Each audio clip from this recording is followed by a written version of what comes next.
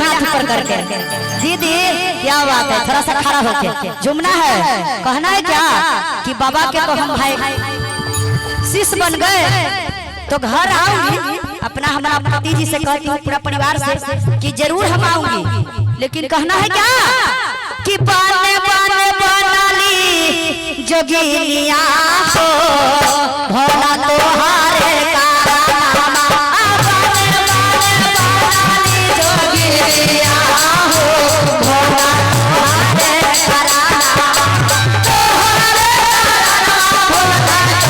तोहारे